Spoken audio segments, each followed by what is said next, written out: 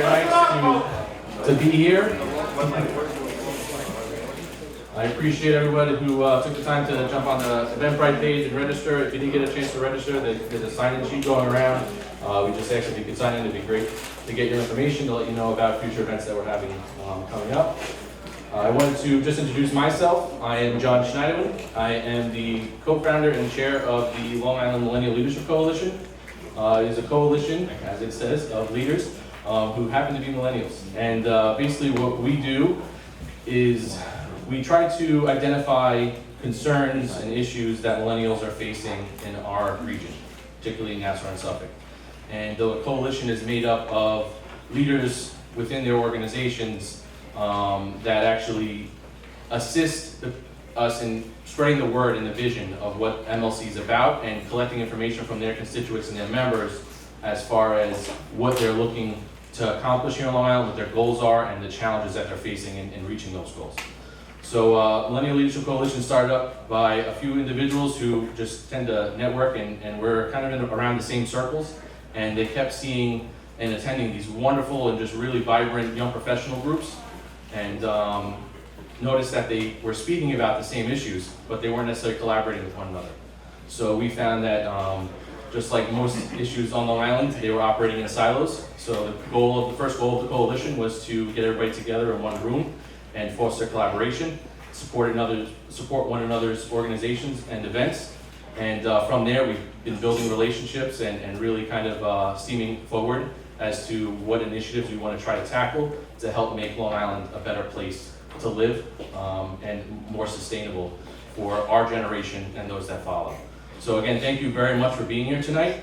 I would like to introduce Greg Reckler, if you'd like to come up and speak. I want to thank them for hosting this wonderful event and for allowing us to be here. So here you go.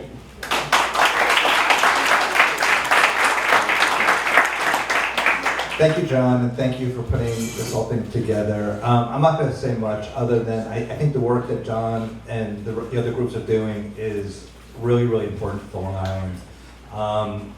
For those of you who don't know me or my partner Mitchell, we're third-generation developers here in Long Island. Our grandfather was the original developer of the Hauppauge Industrial Park back in 1960, and for Mitch and I, about 15 years ago, we started to take a look at what's happening on Long Island and Long Island business, and we started to go visit our tenants, which are mostly in the industrial business. A lot of technology, medical, manufacturing, and our question was, what works for you and what doesn't work for you here in Long Island, and obviously a lot of people complain about the traffic or the taxes, but the underlying thing, this was 15 years ago, was we're really concerned that 10, 20 years from now, as our workforce kind of ages out of the market, which we're the baby boomers, that we're not going to be able to backfill it with the next up and coming generation. And the reason is there's not enough quality and affordable housing. And we heard this like time and time and time again. And we looked at each other and we said, you know what, if we're committed, which we are, to stay here and grow our business on Long Island, the place where we grew up, not only us, but every developer in our business has to come up with alternative ways of getting quality housing for that next generation. So we've been committed for the last 15 years. It takes a long time. It's complicated here on Long Island, but it's worth it. And because it's like the greatest place to be. I mean, we have more beaches, more parks, great education systems, tons of amazing businesses. It's 180 million square foot commercial markets. That's a lot of jobs. And so so we created Gray Barn. We thought it was a place that people would want to really come home to and build community with. And so and at the same time, not just as you can see, a quality development, but also a place that's also affordable, and 20% of the homes here are also workforce housing. So, between 1,500 and change for a one bedroom, 1,900 and change for a two bedroom, and it's just created a great community. And and about 2/3 are millennials who live here, and about 30% are baby boomers who sold their houses and to watch everyone interact is truly amazing.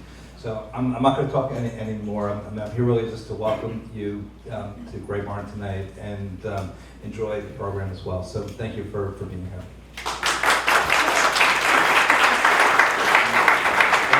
Thank you very much. So the first speaker that we have for you tonight is a gentleman named Todd Poole. Hoping that he could bring some insight into our region for you and kind of provide you some statistics and data around our current housing, and as well as emphasis on millennials. So Todd, if you could please. Thank you. Good evening. So that's a tall order in 10 minutes, okay? I was reminded coming here, I'm talking to millennials. I have 4 kids, 2 of which are millennials, 33 and 32. So they're squarely in your age group. And I'm reminded of the Cat Stevens song, or Yusef. It's called Father and Son, and he says, you're young, it's your fault. So it's your fault that you're in this problem with housing. In all seriousness, you've got some serious challenges. What I've looked over the stats, and I do a lot of work on Long Island doing market analysis for housing on behalf of municipalities, on behalf of transit agencies. Your real incomes are not keeping pace with the cost of housing. I'm not telling you anything that you don't know.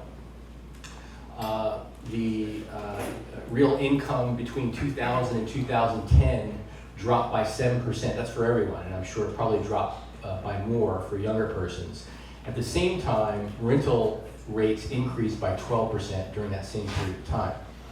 And if you go further back, real incomes for all Americans have basically remained flat. The real income today has the same purchasing power that it had in 1978. So think about that. The dollar that you have today, or that you're paid today, you're able to purchase what you could purchase back in 1978. Meanwhile, both housing prices and rental prices have nearly quadrupled in that time period. So you're in a real tough spot. Further still, and this is unlike any previous generation, our generation, the baby boom generation, are staying in their homes longer, right?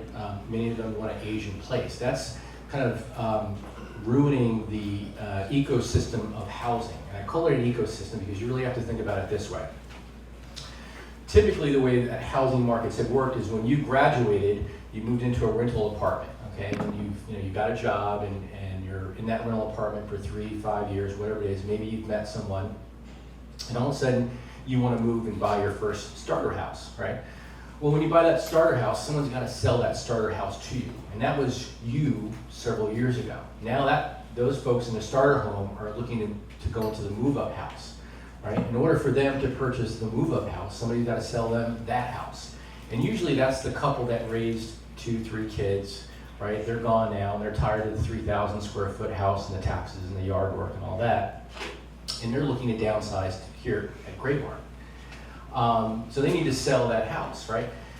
That ecosystem has worked pretty well for the last 40 or 50 years, right? It's been disrupted by a number of things, not least of which was the financial crash, not least of which our people are living longer and have to work longer, and oh, by the way, a lot of the baby boomers haven't saved enough for retirement, so they're staying in the workforce longer, and they're staying put where they are. All this is to say is that is disrupting your ability to basically take over the housing that you would have otherwise taken over.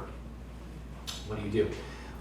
We work in a lot of markets, in big markets, including in Detroit, and in Cleveland, and in Pittsburgh, and certainly throughout the New York metro area.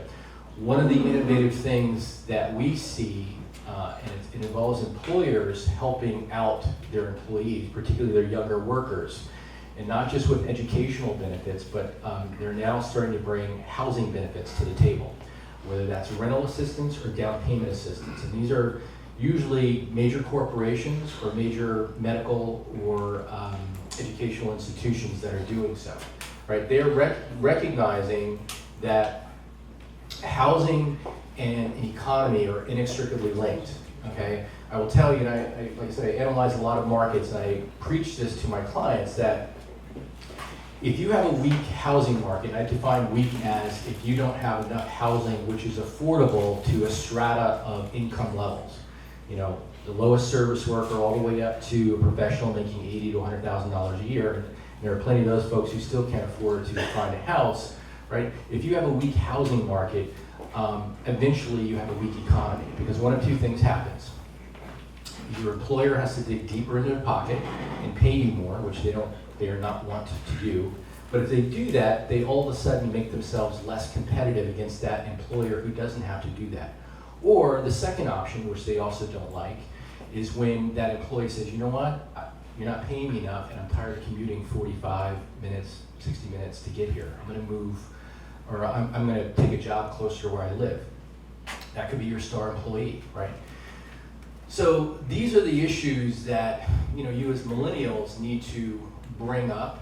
You as millennials need to coalesce and I think come up with creative ways with these employers, particularly large employers. Small employers and even medium-sized employers would probably have a tough time with this. But to the extent that large employers who are very much dependent on your talent and can't afford to have it leave a place like Long Island, will eventually see the light that, they have to get involved in this housing issue. Now, whether that's through land trusts, they create their own land trusts such that they can make and keep housing affordable, or as I mentioned to you, providing some type of down payment assistance for rental housing, or for purchase housing, or helping you with rent. One of those two things has to happen. What else can I tell you? You also want to be talking about missing middle housing. How many people have heard of this concept of missing middle housing?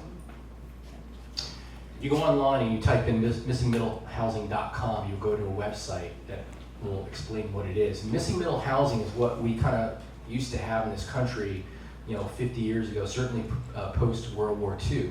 Missing middle housing is, it's not mid-rise or high-rise apartments, it's not single-family housing. It's the kind of housing that actually got, bulldozed over several decades ago to create shopping centers and the like. It's duplexes, fourplexes, it's bungalow cottages. The type of housing that could sit on a single-family lot today is what's referred to as missing middle housing. And why is this important? In different parts of the country, particularly out west, this type of housing is becoming very important for not only millennials, but also folks who are looking at downsizing and want to move into a 2-bedroom or a very small 3-bedroom unit. They're less expensive, okay? And they take up a lot less space. And to the extent that zoning permits, and this is crucial too, I mean, we don't have a lot of time to get into this, and I'm probably gonna get yanked in a second, but a lot of the stuff that I would tell you also comes down to zoning. One of the reasons housing is so unaffordable in this country is our zoning laws. Our zoning laws make it difficult for a developer to build more affordable housing. And I will say this, I work for a lot of developers, I work for a lot of cities. Developers are not the issue. Developers are given rules to follow by the jurisdiction, and they follow those rules, right? So you need to talk about who makes those rules and how those rules influence the cost of housing. How much parking needs to be there, how much of a setback the house needs to have. A whole bunch of other things, including what goes into the house or the infrastructure that leads to the house. All these things make housing more affordable or unaffordable than they should be. And the more educated you become on this issue and kind of bring these points to local legislators as well as at the state level, I think the better off you will be longer term, because that is probably the crucial issue when you're talking about first-rank suburban areas in particular, is zoning, making things unaffordable. So, they Good. covered it. I'm sorry, it was 10 minutes. I'm trying to throw a whole bunch of stuff on the wall. Thank you. Thank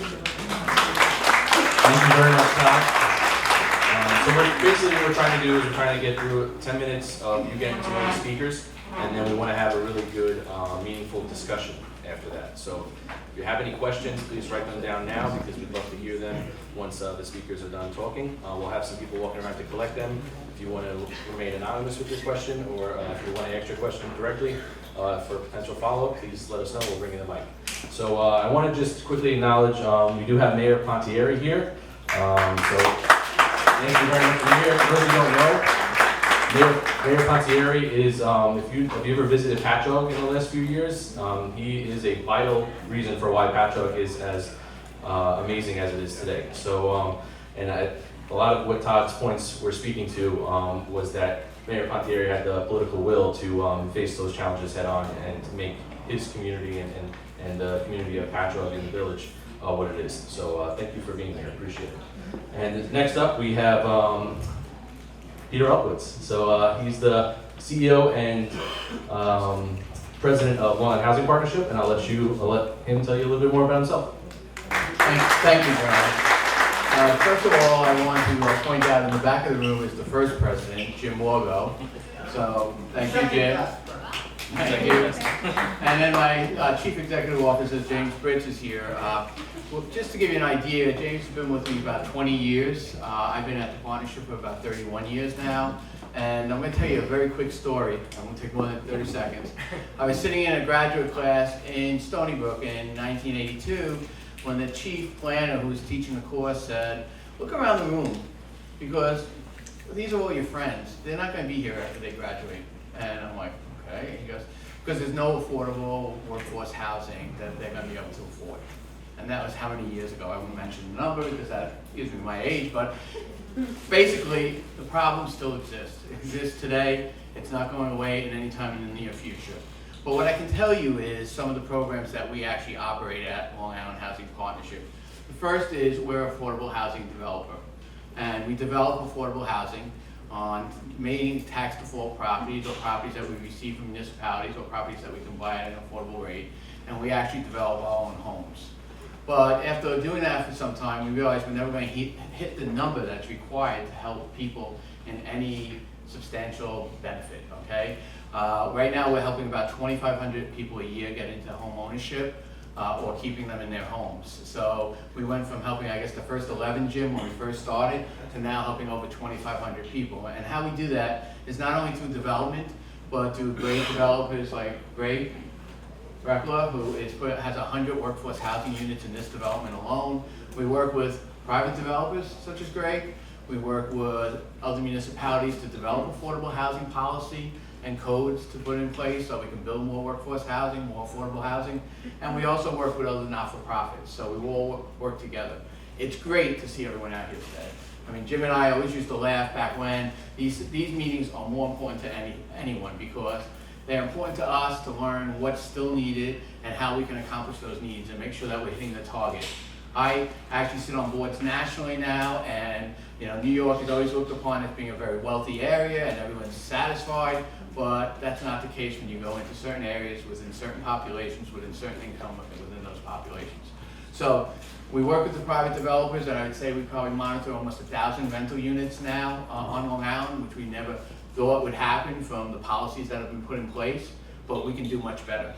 The other thing is that we also have, if someone's looking to come into a home in the near future, or if someone's looking to see what they could afford, my first suggestion would be come in for mortgage counseling or pre-purchase counseling. Learn what's out there. From the lenders who want to help you get into a home, they have special programs out there. They have down payment assistance programs attached to some of their mortgages now. Even the state has what we call DPAL, down payment assistance, as well on their loans. So there's a lot of good programs out there that could benefit you as the first-time home buyer. The second thing is the counseling will also help you identify if you need to improve your credit. I think the biggest issue right now is student debt. We all know that. So how can we consolidate that debt? How can we make it work for you? What can you afford, all right? We don't want to put someone in debt and have a foreclosure situation come down the road. And I'm pleased to say that during that foreclosure downturn, less than 0.25% of the people that we counseled actually went into foreclosure because of no fault of their own, because of a loss of a job, someone being underemployed in the family, or a health reason. So the point is, the counseling really helps people to understand what they can afford and what they should be looking for. The other programs that we run are down payment assistance programs. We run the Nassau County Down Payment Assistance Program. We run the Babylon Down Payment Assistance Program. We run a Brookhaven Down Payment Assistance Program. And we assist Suffolk County with the counseling for their down payment assistance program. So again, when these programs come out, it's best if you qualify to take advantage of those programs, because that will assist you with some down payment assistance or closing cost assistance. There's also rehab programs. So if you're looking to buy a home that's somewhat old, someone that needs a little facelift, needs some code changes in the home, my suggestion is look at the rehabilitation programs that are out there. They give you subsidy to rehabilitate your home. We have employer-assisted housing programs. I heard Todd talking about it just a moment ago. We have one of the largest employer-assisted housing programs nationally, along with Chicago. The program took some time setting up. I'm sure Jim will remember back with Fannie Mae getting them involved, Freddie Mac, LIA, getting them involved in setting up this program. Now there's over 140 employers on Long Island that take advantage of that program. And what they do is they put a benefit, a subsidy in to that for that homeowner to keep that employee there so that they're retaining that employee, or someone they may be recruiting, they'll put some subsidy in, and it's matched with the employer's subsidy, and it's matched with additional state and federal subsidy that comes in.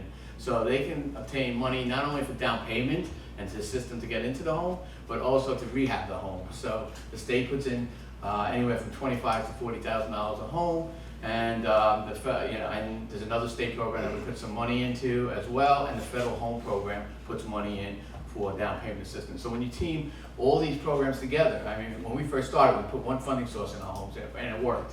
It doesn't work that way anymore. Sometimes these programs have 3 to 7 different types of funding or various programs that are available to help first-time home buyers to get into their home. But the key thing here is, how do you get in touch with these programs? We have a web page, it's lihp.org. Look at it from time to time because we list all the current programs. This past month, we ran 4 lotteries for 4 rental developments in Nassau and Suffolk that had affordable homes in it. So each month, you'll see new programs coming up. Please, we do counseling all the time. You can take it in-house, doesn't cost anything, or there is a fee if you take it online because it's a specific program that you have to take, but you can take it online, so you can take it 24/7. The other thing is, I want to say that all our systems are now electronic, so you can apply on your phone, your iPad, on your computer. You can put the applications in right through your electronic systems now. The first time we ran that, because we still have to do paper because we take federal funds in, but the first time we ran that, 92% of the applications that came in were electronic. So we're trying to reach out. So it's really important to hear from everyone here at the meetings what works, what doesn't work. New York, I will say, when we go elsewhere in the country, we're very favorable upon listening to what we say because we're kind of like a trend, even though they think everyone's wealthy here. But we have the banks listening, the developers are working with us, and we can do a lot more. So, we want to make sure that we're meeting your needs as well. So if you have any comments, questions, James and I are here, we're here to listen. Please bring them forward. Thank you very much, Peter. And I gotta tell you, if it wasn't for the Long Island Housing Partnership, I myself would not be here. Over 10 years ago, a little over 10 years ago, I was working for an organization that had the partnerships, was partnering with LHP, and through the employer assisted program, I was able to purchase my first house at 21. So it can happen. It's about doing research and making sure that you're coming out to events like this and learning about the different opportunities that you have here on Long Island. So thank you again for being here. I want to introduce our last speaker. We have Roger Weaving. He is with the Huntington Township Housing Coalition. It's a pleasure for me. I sit on the steering committee with him there, and they do a lot of great work for affordability. So with no further ado, Roger. Thank you, John. So the Housing Coalition is an all-volunteer effort. We run off a shoestring budget, and what we do is we work to try to create the conditions that will allow affordable housing to be built so that these folks can do their job and build affordable housing. Todd mentioned something that's very important. What makes it so hard to build an affordable house? Part of it is the cost of land, but a lot of it's the rules.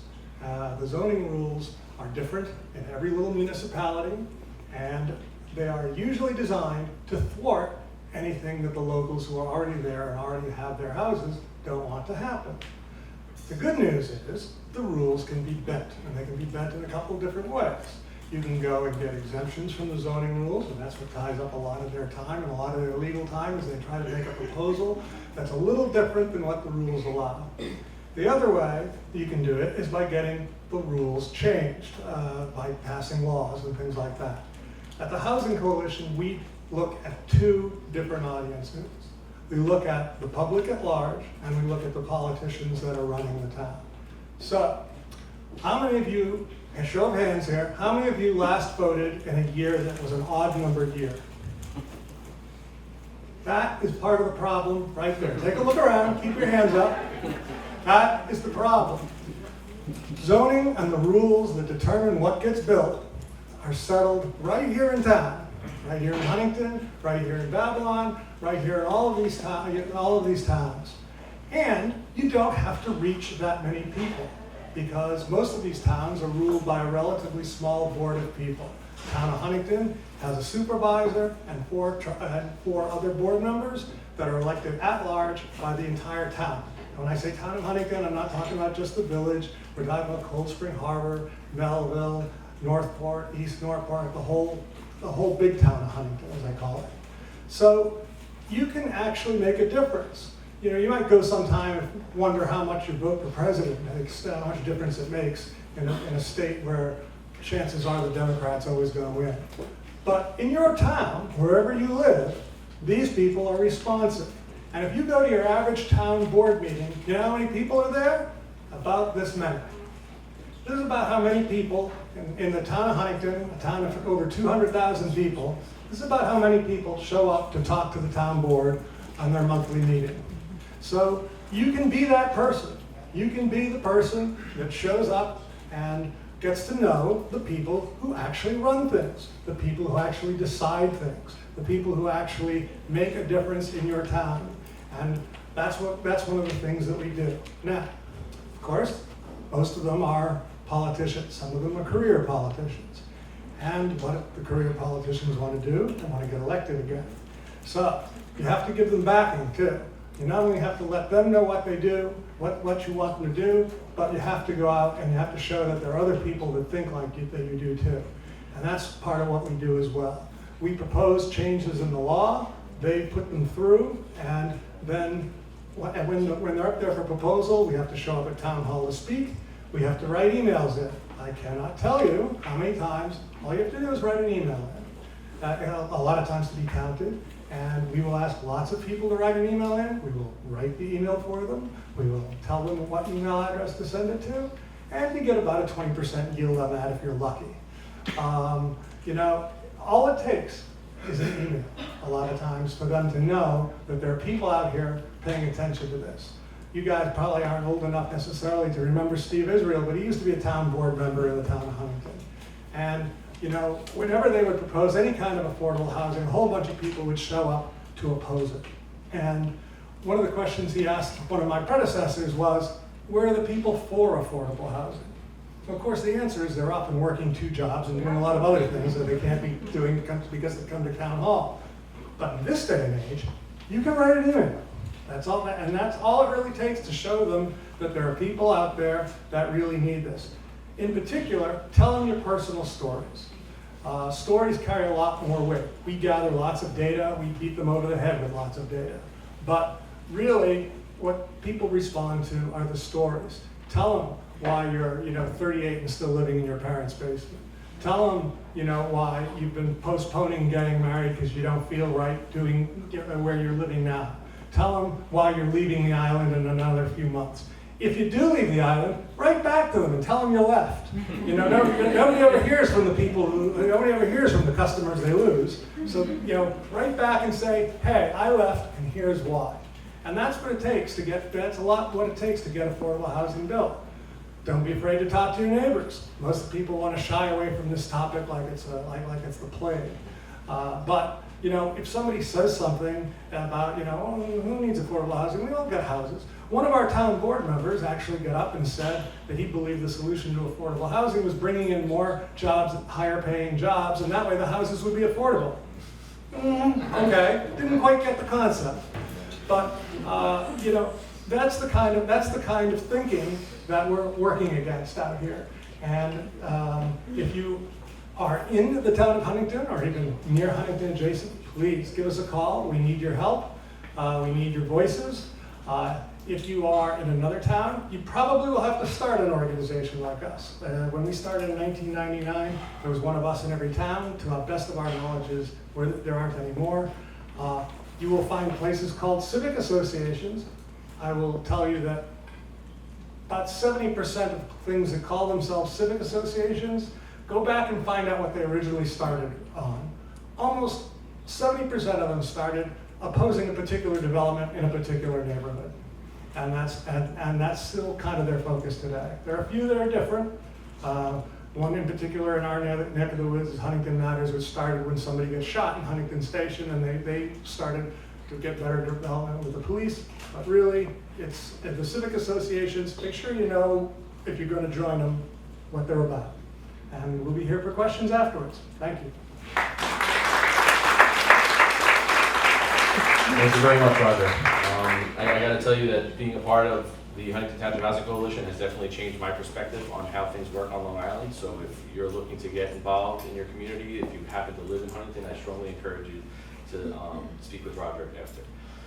Roger was our last speaker, but I actually just saw out of the corner of my eye somebody who was actually at an event that I attended about 2 weeks ago. It was an event on opportunity zones. So I don't know if anybody's familiar with that, but it's not necessarily for some people exciting. But when this individual got up to he was on the panel when he got up to conduct his presentation, he immediately caught my attention. And I was very much inspired to actually go up and make sure I made my acquaintance with him and invite him to this evening. And he actually showed up. So if Don Monty would be able to come up and just if he could say a few words for like 5-10 minutes, would be greatly appreciated. The presentation was fantastic, and I would love for you to just talk about the content of that presentation because it was very inspiring. Thank you. Tough follow-up to that. I promise you, with the name Don Monty, I did not do the full Monty that night to get his attention. But on a serious note, I think everybody's here tonight for a very specific reason. And you know, I've been doing this for a while. The company is Renaissance Downtowns. We're a master developer in Huntington Station. And I can tell you that you can tell pioneers by the amount of arrows in their back. And I can promise you I have a number of arrows. I've gone through everything you can possibly imagine. And I think there are solutions. And the solutions really lie, first of all, we've had a lot of singles and doubles, and we need to have those, but we've had very few home runs. And a home run really is, the way I look at it, a regional approach. We can't look at this any differently. Regional is the answer, and how do you do that? Well, let's start first with changing some of the lingo. You mention affordable housing, and people go crazy. Let's call it attainable housing. Let's call it housing for our sons and daughters, for firemen, for policemen, for school teachers. Let's call it housing for the disappearing middle class. And you know what? You folks are the answer. There is no question. About 3 years ago, I held a conference at Crest Hollow Country Club. It was Destination Long Island. And we had 1,500 people there for a full day event. It was the first day that we ever put together the county execs, the party leaders, everybody in the room. And when the millennials got up, you could hear a pin drop. And when everybody else was talking, you couldn't hear a thing. So, you know, I hate to say it, but sometimes you guys are like herding cats. It's really hard to get you to convert apathy to energy. And I understand what that means. I really, really do.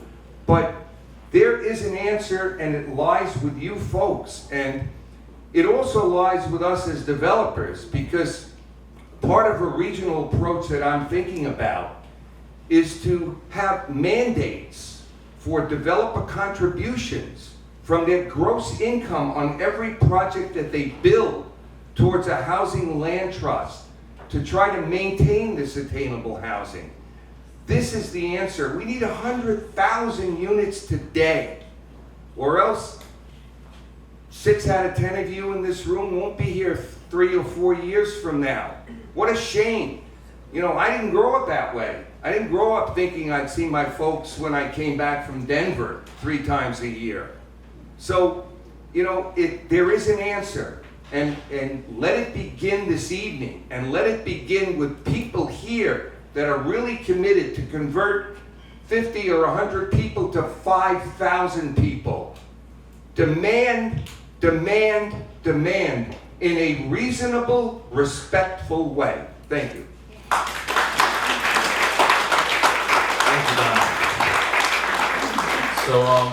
So basically, Don blindsided me at that event. I was again thinking I was just going to learn about opportunity zones, and then he put up a Newsday front page ad of a father holding a son's hand, you know, from I think it was 78 or something along those lines. 1978. And I immediately knew what that was in reference to, and I was like, oh, wow, this is interesting. I didn't know I was going to be hearing about the same cause that I'm so passionate about. So thank you for speaking. So at this moment, I would like to just first thank everybody that's part of the coalition. If everybody who's here that's a part of the Millennial Leadership Coalition could please stand. I would just like to recognize you all for all the time.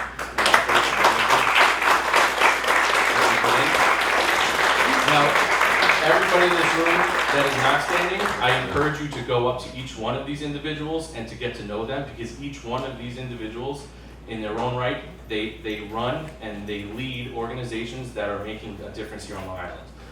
So I encourage you, whether it's a Chamber of Commerce or it's somebody who created their own millennial entrepreneurship organization, I encourage you to speak to all of them, because they're all phenomenal people, and they do care about this region and our communities, and they are making a difference. I'd like to also thank Michael Watt. Michael is the director and the founder of the Links organization. It's actually how my involvement with the Links organization spurred me to try to get this coalition created, and he's been an integral part in getting everybody together and helping us move forward. So I'd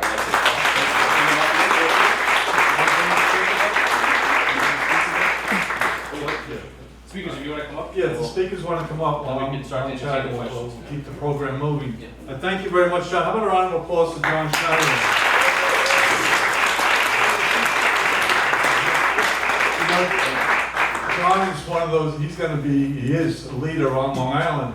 I didn't recognize how powerful he is until he accomplished something tonight that's never been accomplished before.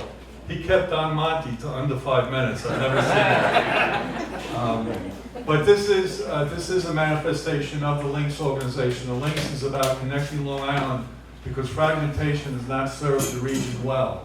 And if you go to Links, LIINCS.org, we're all about connecting needs and resources. And one of them was the spearheading of the creation of the Millennial Leadership Coalition. And I gotta tell you, 5 years ago, I was very down on the future of Long Island.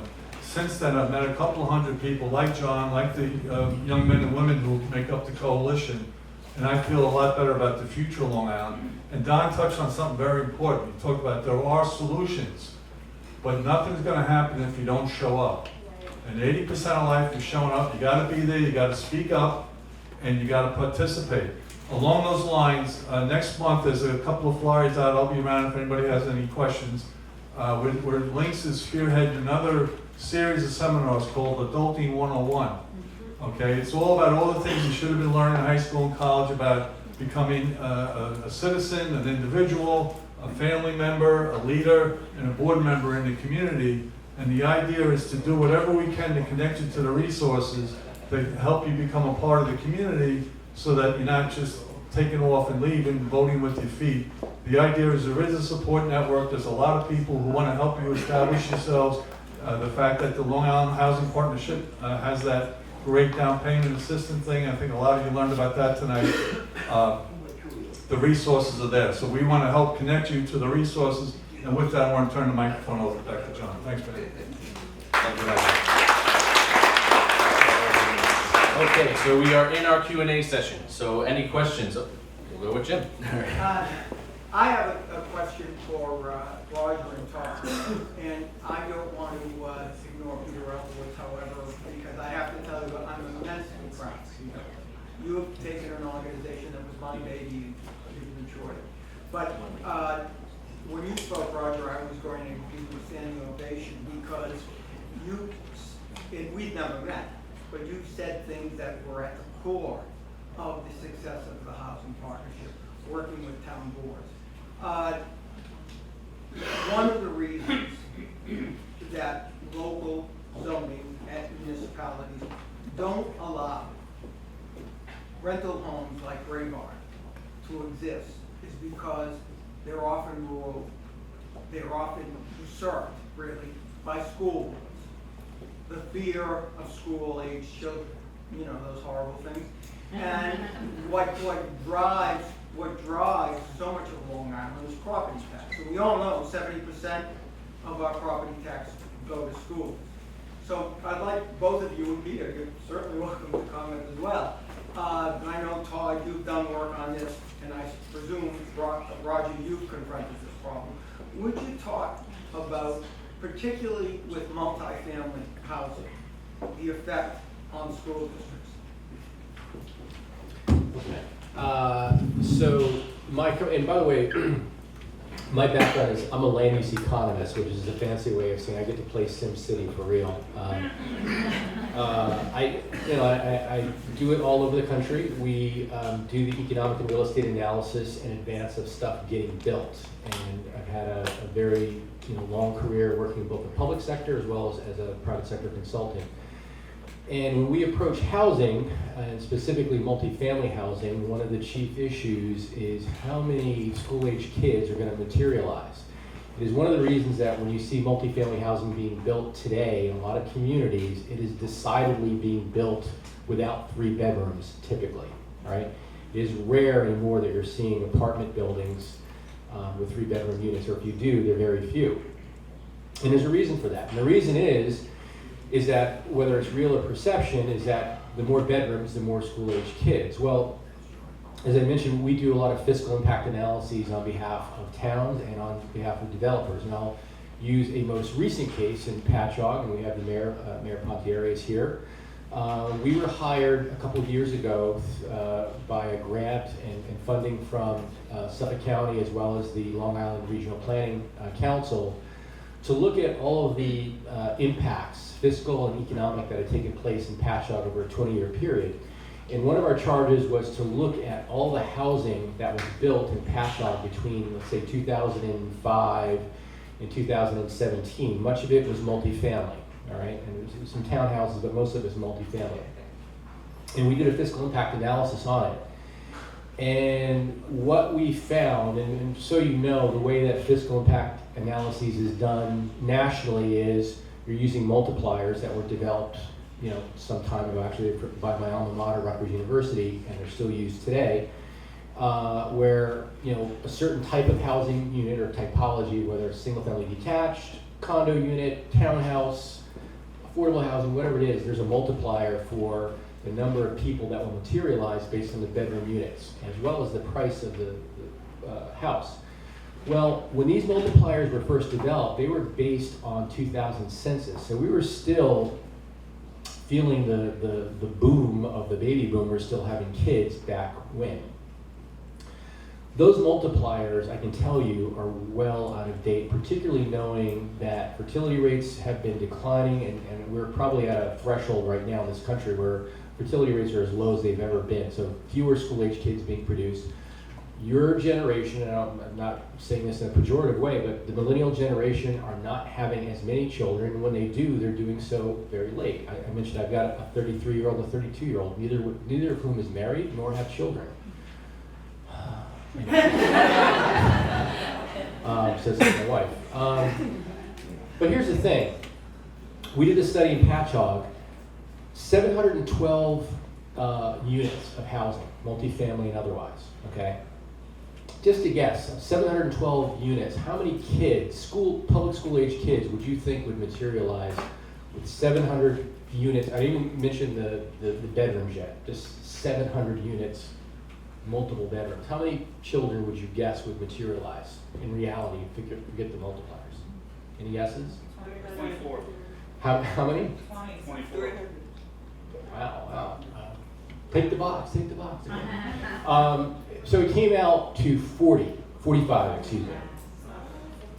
45 children, how do we know that? Is because, as my first boss told me a long time ago, you can't do this stuff behind a desk. You gotta get out, kick the tires, and talk to people. So we talked to people. We talked to the superintendent of the Patchogue Medford School District. And while the multiplier said there would be something on the order of 150 kids or so, they tallied up the numbers over that period of time for those developments, which they could do because they have a database to do it, and there's 45 children. If you're familiar in Patchogue with, and I'm blanking on it now, New Village, right? 190 or almost 200 units. 291 units, okay? Studios, 1s, 2s, 10 public school age kids, all right? What we also demonstrated when we did the fiscal impact analysis is that because of all of the tax revenues to the school district that were being paid by these housing developments, there was a net surplus of in excess of $3.5–4 million to the school system, right? And one last thing is this, and then again, we have a methodology that we use, and this is important if you want to argue for affordable housing before a board of supervisors or planning board. When you have a school district, as many are today around the country, and we look at these, that are losing census, they're losing student population. So you walk into a classroom, there might be 5, 6 empty desks where there did not used to be. And Johnny or Mary shows up in that classroom. It does not cost $25,000 or $30,000 a year to educate Johnny and Mary, because the teacher's in the front of the room, you've got books on the shelf, right? The capital equipment is in the building, the plant itself is the building, you got janitors and so on and so forth. What it costs is probably in the hundreds of dollars, if not maybe a few $1,000s, okay? There's this misnomer, and usually it's coming from the people who want to stop not only multifamily, but particularly affordable housing. Oh, don't let those people in, they're gonna bring all these kids. Well, the fact of the matter is, it is not true, and even when those children do show up, they're filling empty desks, and the cost is de minimis with respect to educating them, with few exceptions. If you've got a child who has special needs or an IEP, individual educational program, then the cost might be higher, but on a percentage basis, that's like 15 out of every 100 students who show up, so that's also relatively small. So, you know, I'm unique because I have all this data at my disposal, so if I spoke at all these meetings, I could sway a lot of folks. What I need to do is like download this to the people that want to go out and advocate for this type of stuff, because usually it's people who have no clue what they're talking about, who are opposing this type of housing, and they're spreading lies. So.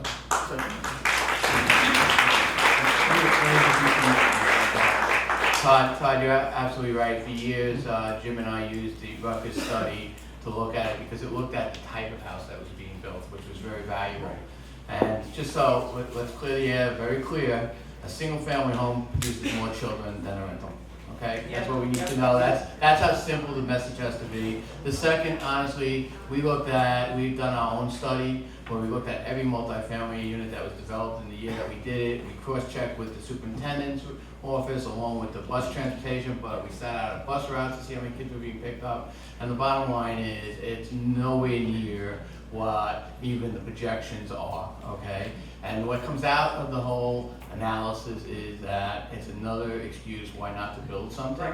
It's not true, all right? And there's proven numbers now, there's proven data, and every time you go out and speak, I hear something more insane, like, you know, workforce housing creates more special needs kids. I'm like, but the bottom line that you gotta take also, and the message you gotta send, is that not every one of those 40 students hit the same grade at the same time. And it doesn't mean that people aren't graduating at the other end, because they're not doing their job. Or in the same year.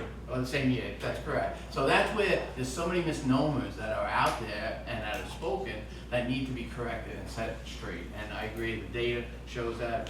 Both Roger and Todd and myself are constantly fighting to get that message across. So anything that anyone can do to support that, that's the real issue. Thank you, Peter. Thank you, Todd. Do you have another question? Yeah, actually I do. Oh, sorry. Oh, sorry. I didn't see you. Go first. You want to? Yeah. You want to raise your hand? I'll get you the mic. All right. Cool. Thank you. I speak loud. All right. Cool. Based off the information you gave Roger, I was wondering, is there an easy way to access that kind of information so that we can help spread it to other people who are unaware about it? Because this is something that I'd be interested in starting in the town of Babylon if there isn't one, especially now that I have a concussion, I got some time off. How can I access that information? You know Same what? question. Yeah, you know, a lot of the stuff that we're talking about, there is just a volume of literature that is now online. I mean, the internet is a wonderful thing, right? So the kind of report, you know, I go online, I find my reports. I find people that pilfer my reports and don't give me credit, which really pisses me off. But the reports are all over the place to speak to this issue. And so you can find them and you have that at your disposal. And some of these are peer-reviewed academic papers, and some of them are, you know, from folks like me, consultants.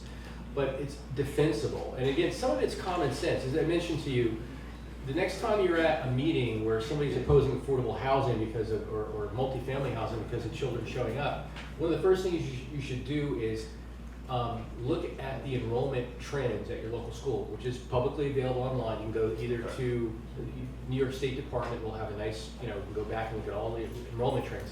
If you see that it's been declining, which more often than not it has been, the simple argument to make is, so you're telling me you have all these empty desks, and by the way, the schools don't want to have to mothball a school because you know how expensive that is. You have all these empty desks, and a kid shows up, and you're going to tell me it's going to cost $30,000 a kid to educate simply because you just do simple math of here's our budget, here's all the kids. And that is the laziest thing I've ever seen in my life, and that's not how it works.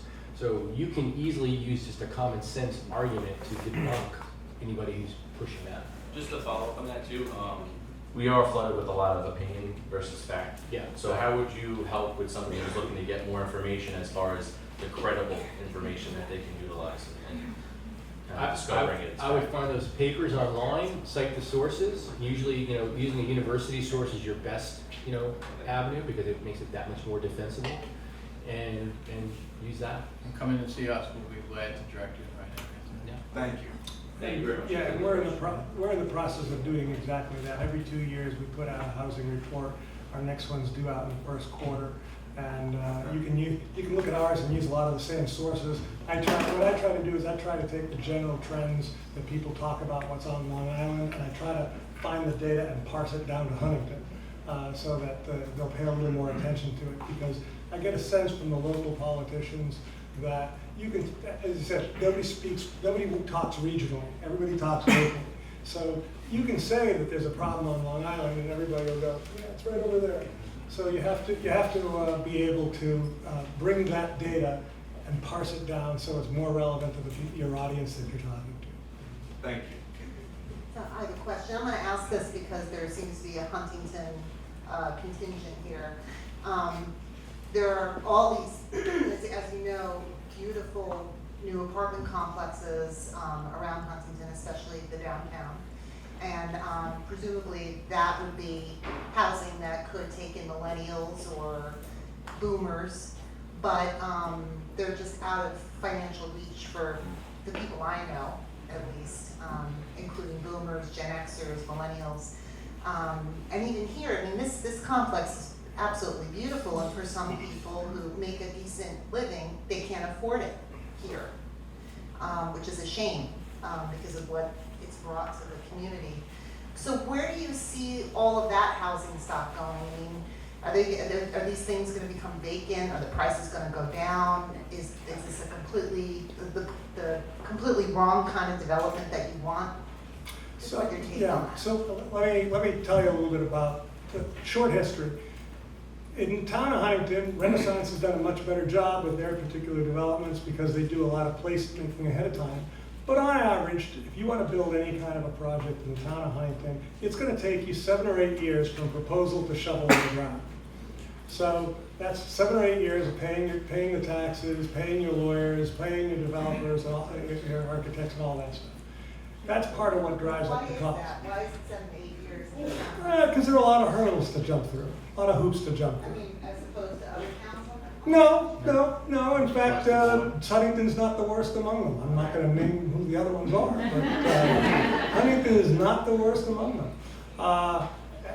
As it turns out, one of the things we noticed, the town of Huntington was one of the first towns to go above the state law. The state building law mandated 10% affordable housing. Huntington was one of the first ones that said, no, we'll go to 20, you have to have 20% affordable housing if we give you any kind of density bonus, which means you can build more than what it's currently zoned for.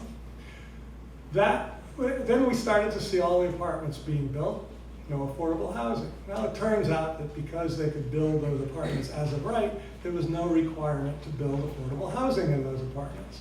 So 2 years ago, we were able to close that loophole, and now in the town of Huntington, everybody who wants to build something like that has to have a 20% affordable component, or if it's too small to have a 20%, they have to pay into the Affordable Housing Trust Fund, which is another story. But most of what you're seeing built now was started under the old law, 7 or 8 years, 5, 6, 7, 8 years ago. And so a lot of the things that are being built there are market rate apartments. But going forward, the changes that have been made right now have more or less stopped a lot of the building in its tracks because of they gave some benefits here, like the 20%, and then they put up a few more hurdles over there. That's why you're seeing what you're doing. But is it gonna stay vacant because people can't afford to live in those places? They seem to be fill up very quickly. You know, it's Yeah, we mentioned Rutgers earlier. The Rutgers study that we all cite from way back in the day, for the town of Huntington at the time said it needed about 13,000 additional units by the year 2020, of which about 2,800 would have to be affordable. The town has built about 3,000 units, and of which about 500 are affordable. So we all know how markets work. If the demand exceeds the supply, the price goes up. And that's why most apartments cost what they cost, and they fill up. Here's another thing too that has to be said, and it's not often said, and we have developers here, I think will attest to it, is I mentioned missing middle housing, and it's missing middle in terms of the typology, but it's also missing middle in terms of its affordability, right? I just gave a presentation, I'm giving another one Friday to a planning council in Pennsylvania. And one of the things they talk about is the present edge, right? You don't have the missing middle without the present edges. And the present edges are affordable housing and luxury housing, right? Affordable housing gets built because there are subsidies to make it so, all right? And while those subsidies are kind of dwindling, whether it's low-income housing tax credits or CDBG or any myriad of other federal programs, there's money there, but it's not always quite enough. On the other end of the spectrum, the housing that gets built is luxury. And luxury housing gets built because, and I'll use the developer phrase, and they're very familiar with it, it pencils out, right? Developers will use a phrase, it pencils out, which means they are going to hit the return rate or a risk-appropriate return based on the project that they're undertaking. There's enough money that they're going to achieve from the rents or the sale of those units to make this thing work. This is not the case, unfortunately, for everything in the middle. The land, it's usually the dirt, the land on which that house has to be built is just too expensive for me to build what is affordable to you, right? Unless, and this is how zoning plays, is if I'm a developer and you want me to build housing that's more affordable to everybody, give me zoning density, or give me the bonus density that I need, right? There is we talked about making housing less expensive. There's a zoning change that can help make that so. I finished a project in State College, right outside of State College, Pennsylvania recently, and we interviewed a whole bunch of folks, including developers, and it was an affordable housing developer. He said, why must I pay $4,000 for a sewer hookup, the same amount of money as the McMansion who's going to sell that house for $1 million, right? When you think about the equity of that, or the disequity in that, like, those are the crazy things that wind up costing housing that you should be able to afford that you're not able to afford. Thank you. Do we have a quick question? Just from a developer's perspective, to get to attainable housing, and the gentleman mentioned about soft costs, and that's a big part of it, but it's also, and I agree with the lady that mentioned the attainability aspects of what is being built today. It's being built for 15% of the market, so there's a bubble there. There's no question. I'm not saying the bubble is going to burst because there's such a dire need for housing, but it's 65% of the market, which is probably almost everybody that's here tonight. And there are ways of getting to attainability. The thing is, nobody wants to take a chance on it. Developers don't, lenders don't, but if you develop a residential project in a downtown that has transit, that you don't need 2 cars, that's 10 to 12,000 a year right off the bat. The second thing is you don't need an apartment that's 2,000 square feet. You need something that, and I don't want to talk about micro units, but when you live in a downtown, that downtown becomes an extension of your living area. You walk down, as in Patchogue, where Mayor Pontieri did an amazing job. He's the pioneer of this. Hey! And, but he is. And visit Patchogue. I went there at this summer, Alive at 5. There must have been 10,000 people walking the streets. So who here wouldn't take a smaller unit for a walkable downtown where that's the extension of your living area? You build something 30 or 40% smaller, and there's a big chunk of that lack of attainability. Thank you very much. Question? I was going to say, I think it might be a good idea, and I don't know if this study is out there, but people should check to see how many single-family houses are chopped up into illegal units. Yeah. Because people are sticking their head in the sand. I see it every day. There's people living in basements. You have to crawl through Bilko doors to house access. So we're afraid of multifamily units, but the single-family units gone in Long Island.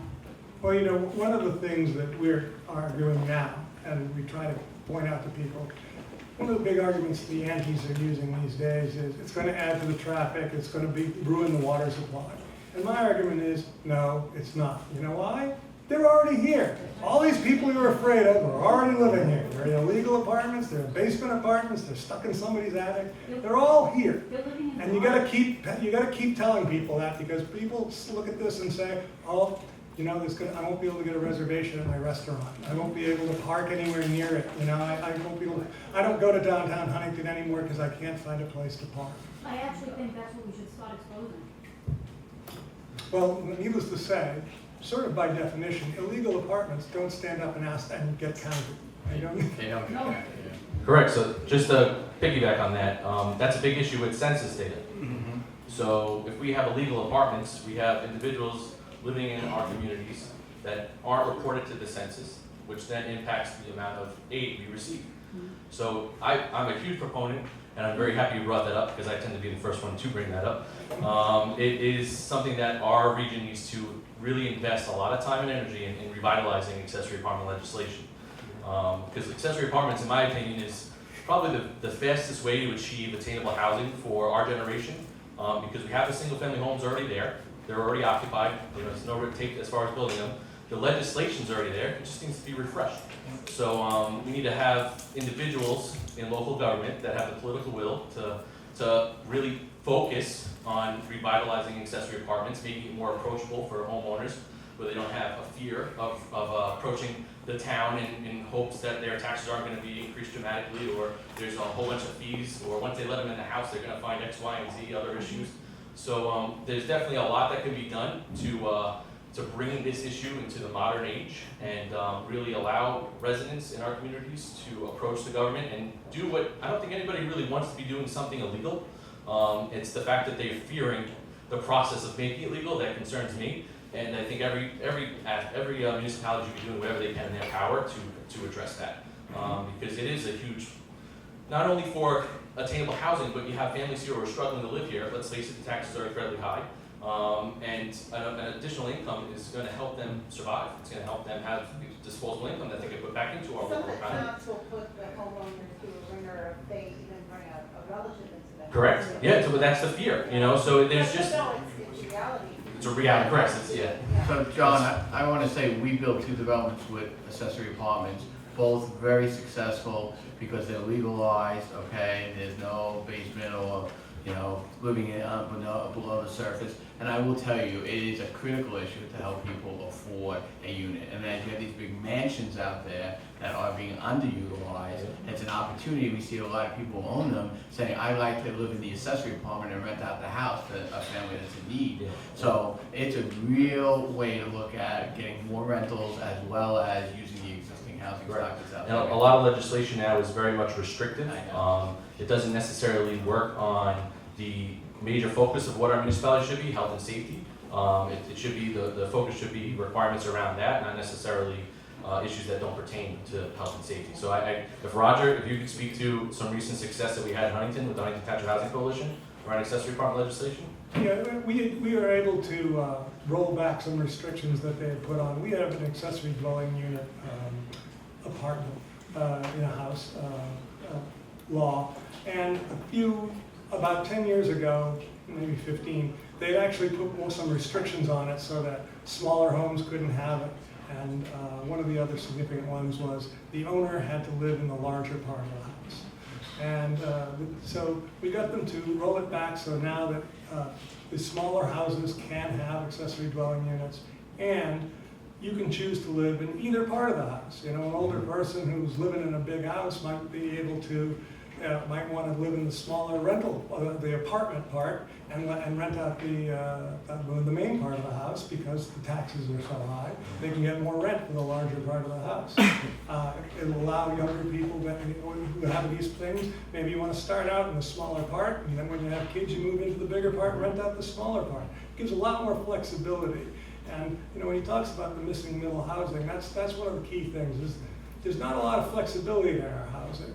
In Huntington, it's only about 15% apartments, it's 85% single-family homes, and most of those apartments are 1 and 2 bedrooms for exactly the reasons he mentioned, that historically the school districts would get up and yell and scream. So you build a 1-bedroom apartment, every figures, no kids, school districts quiet down. So I should say also, this is where new policy, legislation, and programs are coming into place, and I know Roger, he did excellent work on this. I know Suffolk County is looking at developing a program that will provide some funding to people that want to convert into legal accessory apartments. So when that policy comes up, it'd be great that everyone gets out and supports that, so that allows a lot of these conversions to be done correctly. Excellent. Thank you, Peter. Another question?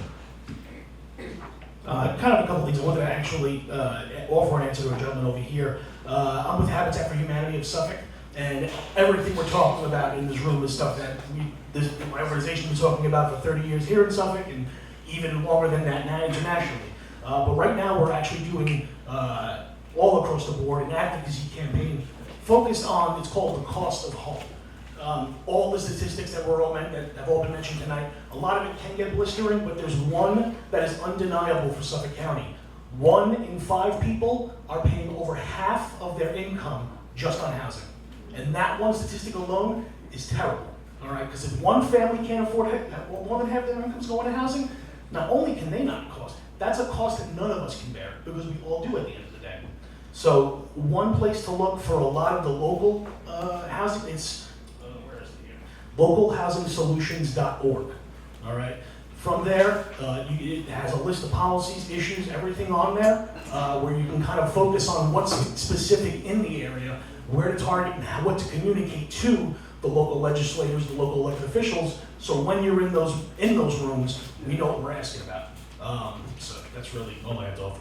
Thank you so much. Thank you very much.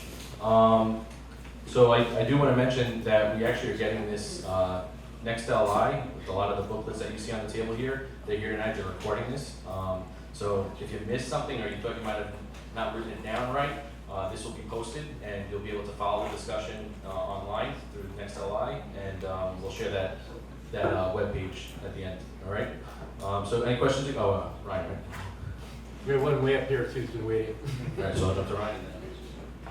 So, Todd, you mentioned that real purchasing power is the same as it was in 1978. Mm-hmm. And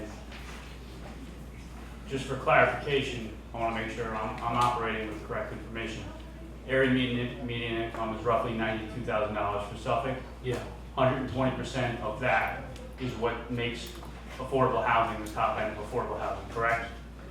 Well, yes, I mean. That's the top end. Well, yeah, if you're using the HUD metric, 120, it's 80 to 120% covers what we refer to as moderate income. Okay.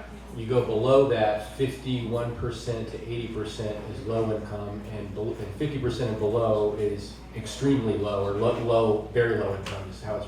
So there's different tiers of affordability, as well there should be. But if you're at 120%, you almost have to look at that and say, are you really building affordable housing for somebody that needs it? You can afford market rate rents. Yeah, absolutely, you can. With the median household income that you have in this area, you absolutely could. You can afford that, but you can't. How many people here have student debt? So that's essentially where I was headed with this, is you might have a salary of $90,000, and so you fall into workforce housing. But the reality is millennials are constantly, we're constantly talked about and used in talking points over and over again about how we're putting off getting married, we're putting off having kids, we're putting off buying a home. And the second we buy a home with the person that we're excited that we were able to afford the home, but now we're married, well, now we no longer qualify for workforce housing. So I want to go back to something that Roger raised. You had a council member that said, well, maybe we should be focused on wages for an entire generation. Why is that missing the point when the reality is even the policies we're looking at aren't addressing the problems that we're facing? Well, I think I will say it addresses the problem of most of the people in this room, but it doesn't address the people who are working in the restaurants we go to. It doesn't address the people who are in the Targets, the people in the Home Depots. Most of these people earn considerably less than I'm guessing most of the people in this room do.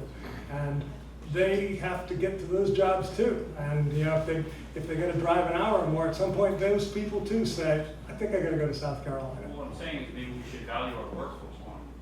Well, let me just, I know this young lady wants to ask a question. Here's the thing. And, I don't know where everybody comes down on, minimum wage thresholds, what they should be, and paying.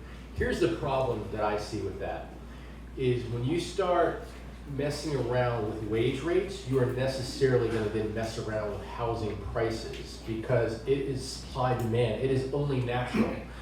You start raising everybody's wages, well, if you don't increase, land is not being created, so necessarily the price of housing will go up with it. The trick is not to raise wages. The trick is to make housing more affordable, which is the better approach. And there is a better approach to make that happen. Because once wages raise, we have the possibility of getting into hyperinflation. You made the point that housing's gone up 400% and wages have remained the same for 40 years, and we've been doing the same thing for 40 years. Why should we accept that as an acceptable solution? Because the wages have remained where they are in principle because of technological advances, right? Workers have become so much more productive, and capital has replaced labor at such a great rate that the owners of capital, the factories, don't have to pay as much as they once used to do, because work is just not as labor intensive as it once was. That's not going to change. That will accelerate.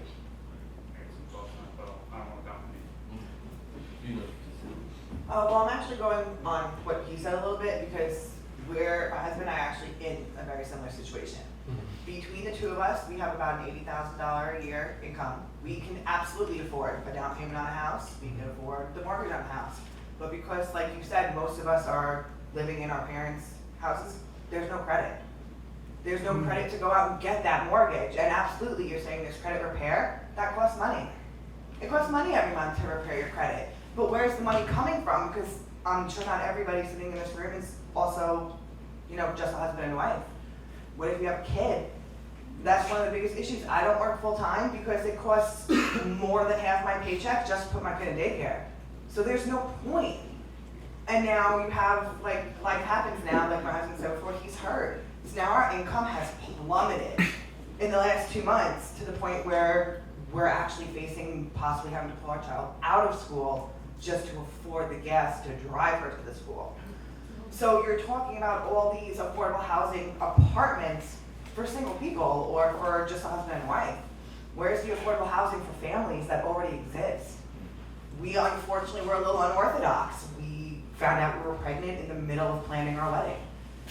Things got turned around a little bit for us, but so where are we supposed to turn? Like people in our situation who are living with their parents because a kid came up before they got to buy a house. And now it's a matter of playing catch up to try to replace all that money that this kid ended up taking. Mhm.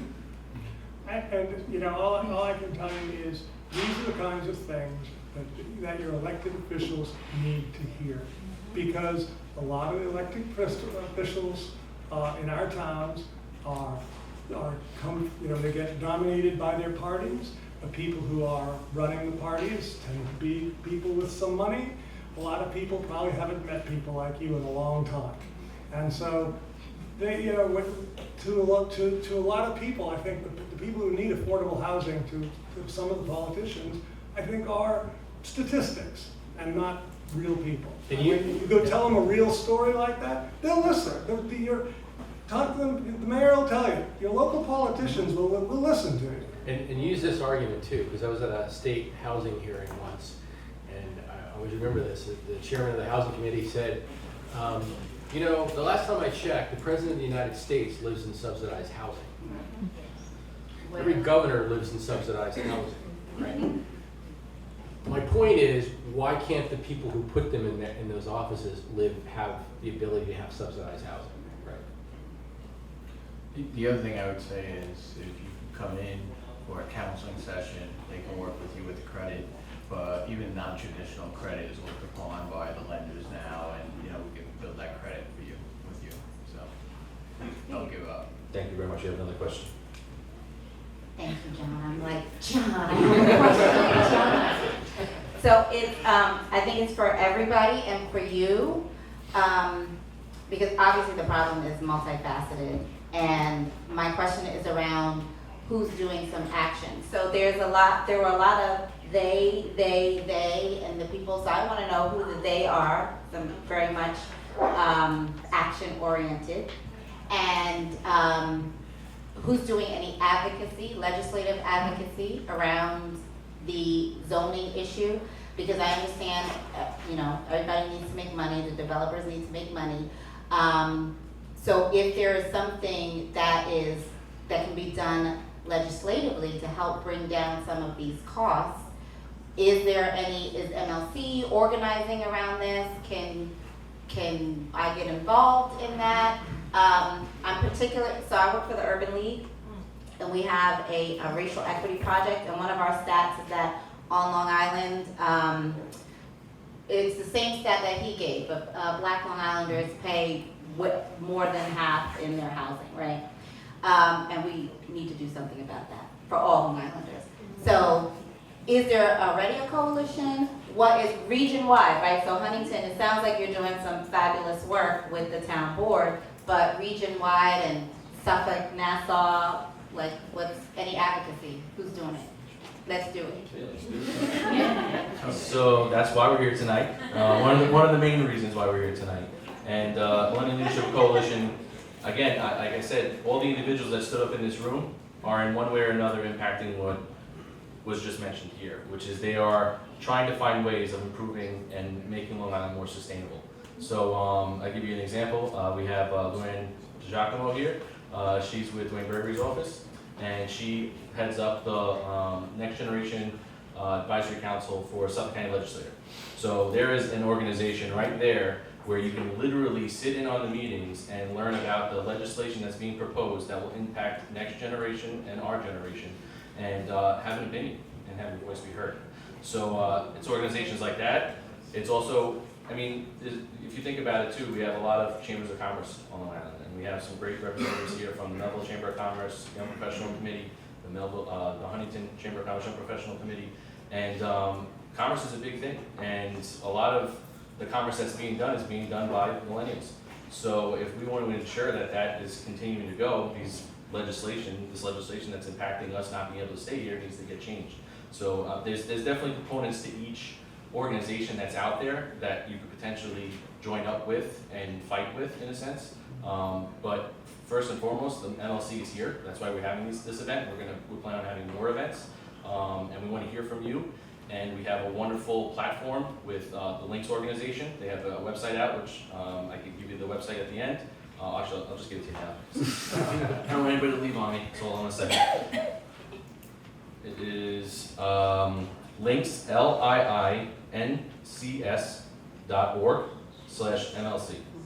All right, and then there's also, we're doing a lot of great work with NextLI.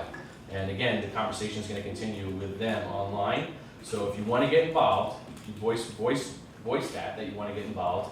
And if I see that, I'm going to do whatever I can to find you a group that you can get involved with that's local to you, where you can make the most change and difference. Personally, I will try to do that. So, yeah, sure. Just one more thing. The question about who voted in an odd year election. So right now, there's an election. Right now, there's early voting going on. Right now, who we're voting for are those town supervisors, those town council, those board members that are appointing individuals to the zoning boards, all those people that are making the decisions that's impacting this. So I would say, go vote tomorrow. All through the weekend, through Tuesday, because these are the people that are making the decisions that we're fussing about right now. So thank you for allowing me to grandstand. Is Dan still here? Dan Lloyd? No. He left? He's at a meeting. Do you know about his event? Which one? So what I would encourage everybody in the room tonight is to Google Minority Millennials. They're actually, from what I last heard, they're looking to have an event about Rock the Vote and the early voting. And I believe it's going to be on Saturday at Belmont Lake State Park. 1 p.m.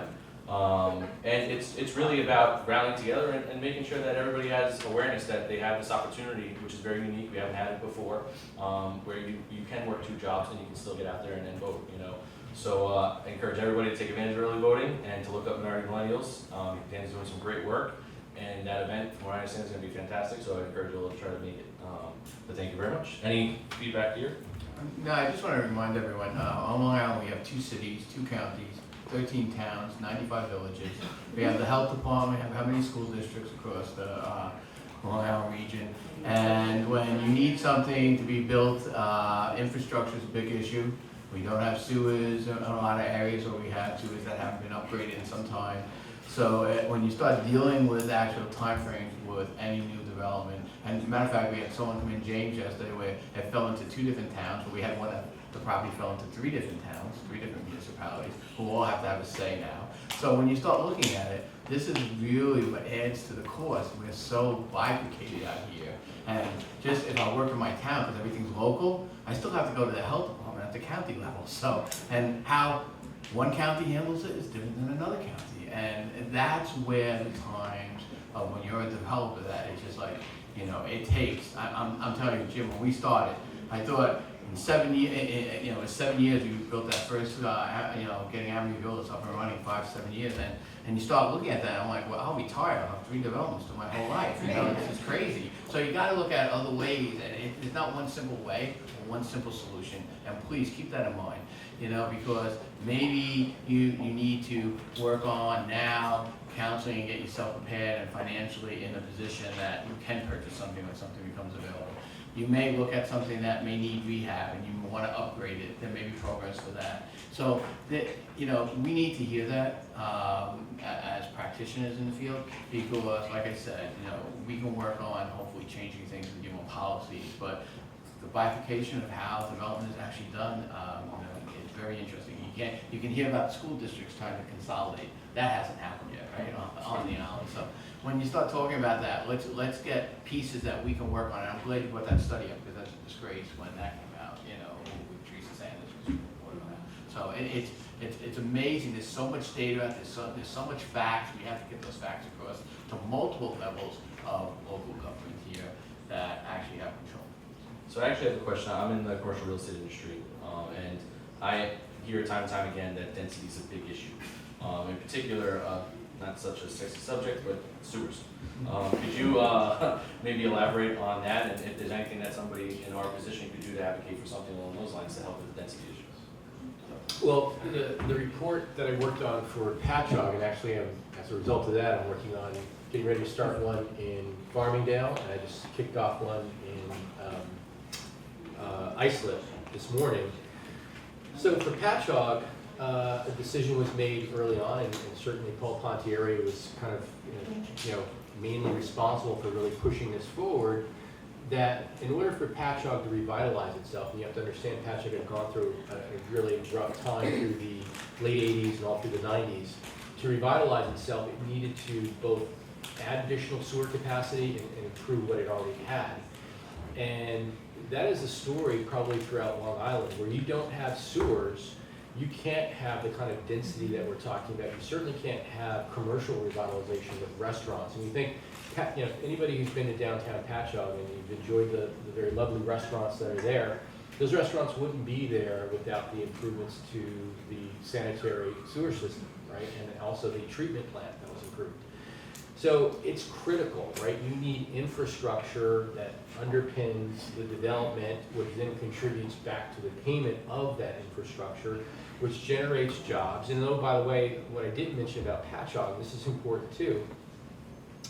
The underside of all of what has happened in Patchogue, which is mostly wonderful, is this, and having interviewed a few people, is because Patchogue has become so successful, it too has now become unaffordable for a lot of the service workers who man those stores and restaurants and everything else. And that's not, you know, that is not a knock on the town. That is just a natural consequence of economic revitalization. It's kind of like that's what happens next, and then you say, okay, now how do we address that? So it's to say that this is what comes when you do revitalization, and you know, people ultimately need to, you know, figure out how do you help those that are less well off. Thank you very much. John, I have a question for folks. How many of you would prefer to rent over owning? And I don't mean, you know, basement, illegal apartment, I mean an upscale, nice rental in a place like this. Anybody would rather? But if Yeah. say the price is the same thing as renting, absolutely, I prefer. Well, actually, usually, a mortgage, you pay a mortgage, principal, interest, taxes, and insurance. So, so a rental is usually a little less, but you're not getting any equity. And that's the problem. The rent nowadays is the same. Yeah. And nowadays, I feel like they're making apartment that only doctors and lawyers can afford. Not for people that work like Walmart or, you know. No, that's I think they're living off of that, but, you know, only But I'm doctors. just wondering, having done both, and I'm never gonna shovel another walk or clean a gutter again, I would prefer renting because of the whole feeling of it, but my children are grown. That's why most people Exactly. live out of state now, Yeah. because they feel like, but at the same time, you can move out of state because they're not paying, like, you know, here in New York. Thank you. And, I have another question, and this is actually Millennial Leadership Coalition member and also the founder of the Unicorn Network, which is another fantastic millennial-driven group that I encourage you all to get involved with. It's Long Island based, so there's no town or you can just join up. It's a great organization. Hi, how are you? So earlier, one of you gentlemen said that getting millennials together is like herding cats, right? Just rude. So, Which one was it, so I can know which way you like? Yeah, incredibly rude. That's right. Super rude, not nice, right? So understand that, first of all. But then I'd like to put out a question too. I'll tell you something about millennials because I do represent a lot of them, do meet a lot of them. I am one of them, right? And one of the things about millennials is that we like action. We don't like to stand here and talk about what the problems are. We all know what they are. We're sitting in this room, we all know what they are. We're experiencing them, so you're preaching to the choir of what are the problems. So my question to you is, can you each give us some action steps? Some things, and not just, write to your local whomever or talk to this person or whatever, but actual action steps that people in this room, because you did hurt us here tonight, right? Like, we're all here, right? And we all agree with you. We're all on the same page here.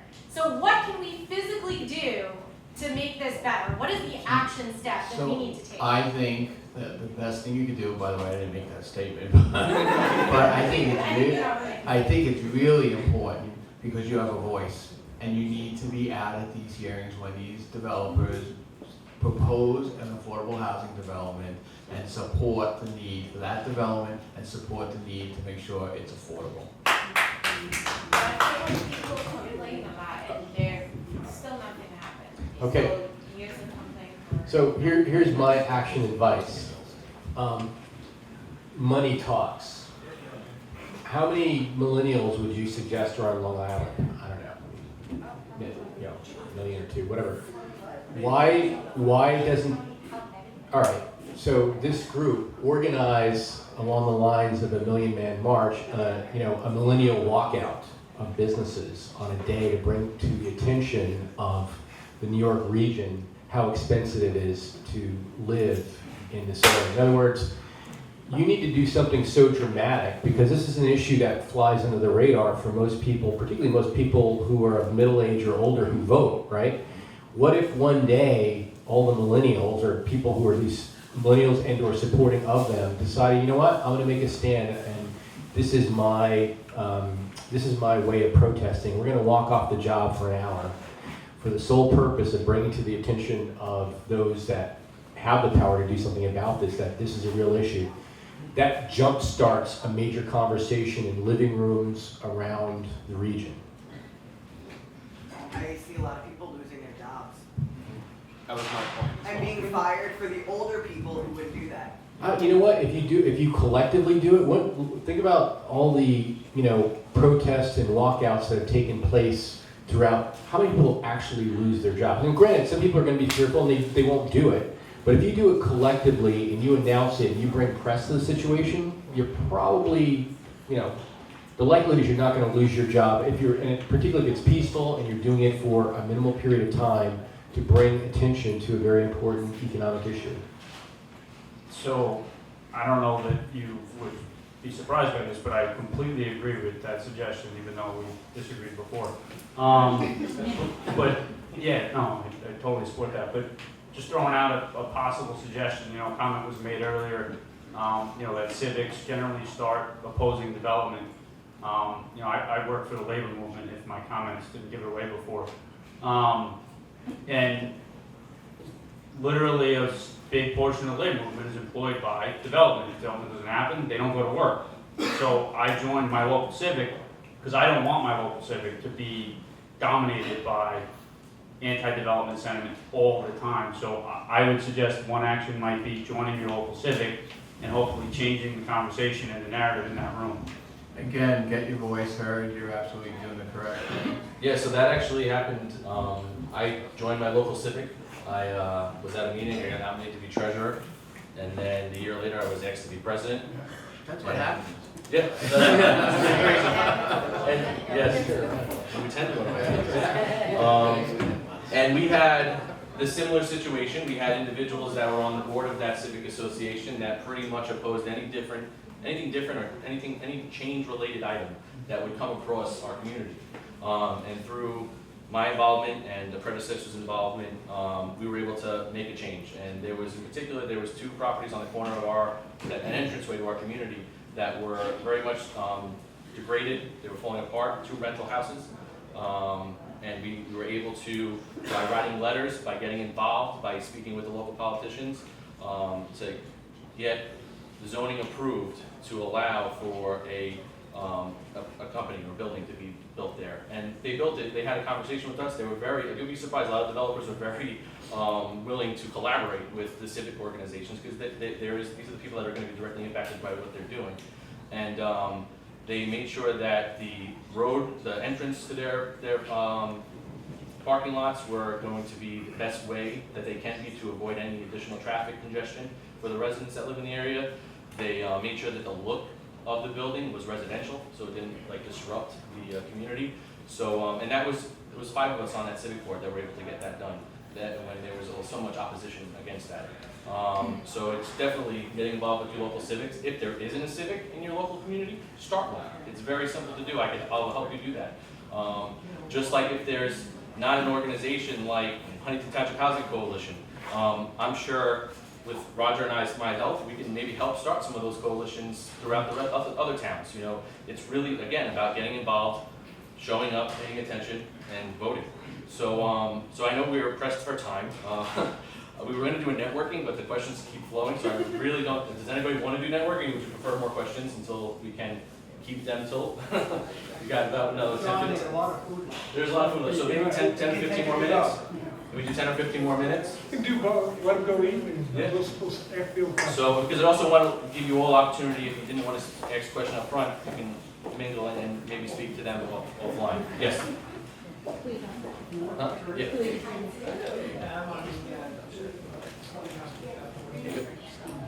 Just before we break for this, we passed out the booklets that you received. XLI is a project of Newsday. We received a grant from a local nonprofit. And what we're trying to do is to bring all these individual conversations we're having together and to figure out those action steps. So we took the first ever survey of 18 to 34-year-olds on Long Island. Like it's been said, a lot of people like to talk about this age group, but we didn't have a lot of data about it.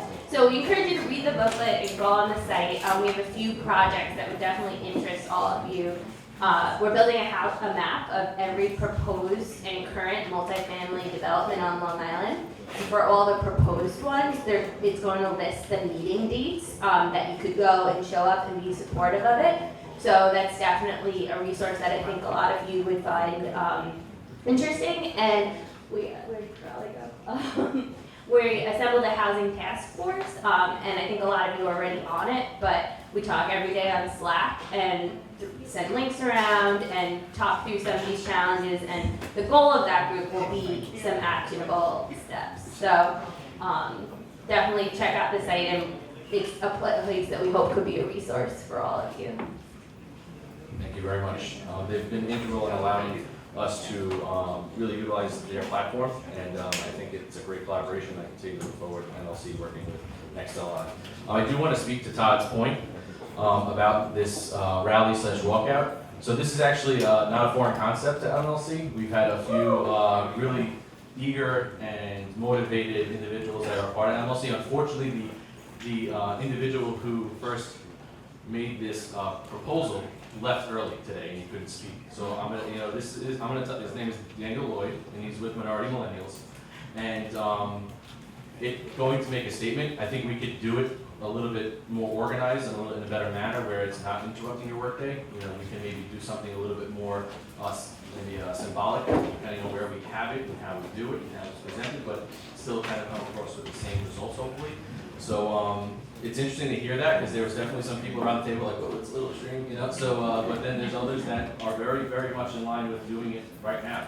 So we are very, very interested in that since it was brought up, and I will be talking with Dan right after I leave here. So, and then maybe something can come of that. If one of the experts here thinks that could be an impactful thing to do, I'm inclined to try it. So maybe we can make it work. John, I would say if you want to make a big one, line up your media ahead of time. And two, well, some of the town board meetings are at night. Find a town where they're having a town board meeting and there's something housing on the agenda, and go march there. Nothing scares them more than a big crowd showing up in the town. They count numbers. I have a feeling if they watch this video, they might. Especially if you have a T-shirt. If you can all show up in I'm serious, in some kind of collective T-shirt, like unions tend to do in the schools on a particular day of the week. #GotMilk. It shows some kind of solidarity.